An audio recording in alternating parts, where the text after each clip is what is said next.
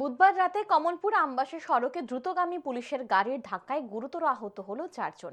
জানা যায়, বুধবার রাতে কৃষ্ণনগর মহানাম সংকীর্তন থেকে প্রসাদ নিয়ে বাড়ির উদ্দেশ্যে যাওয়ার সময় কমলপুর আমবাসা সড়কের 40 ফুট ব্রিজ সংলগ্ন এলাকায় টহলরত কমলপুর থানার জিপসি গাড়ি 4 জনকে পেছন থেকে ধাক্কা দিয়ে পালিয়ে যায়।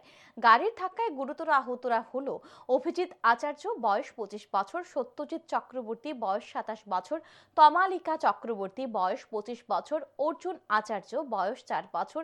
তাদের বাড়ি হালহালির নাকফুল এলাকায়। গুরুতর আহত অবস্থায় তাদেরকে নিয়ে যাওয়া হয় কমলপুর বিমল সিং মেমোরিয়াল হাসপাতালে। কর্তব্যরত চিকিৎসক আহতদের প্রাথমিক চিকিৎসার পর কোলাই জেলা হাসপাতালে রেফার করে দেন। গাড়িটা তো দেখেন, আমি তো দেখছি না। আমি আইয়া যখন শুনছি, যখন যা আমার বোন জামাইরে যখন লইয়া যায়, তখন তারা কইছে এটা পুলিশের গাড়ি। পুলিশের গাড়ি বাড়ি দিছে পরে পুলিশের গাড়ি বলে উপরে লাইট উইটও জ্বলাই দেখছে তারা। এরপর এমনকি তারা পুলিশও দেখছে, তারা যেটা দেখছে। তো তারা বলে ডাকছে, তো তারা ডাকছে, কেউই দাঁড়াইছে না। তো আমার কত হয়েছে, হোক পুলিশের গাড়ি বা হোক পাবলিক গাড়ি, অ্যাক্সিডেন্ট হইতেই পারে রাস্তার সাইডে।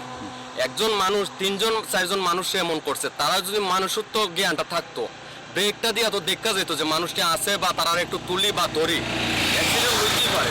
হ্যাঁ।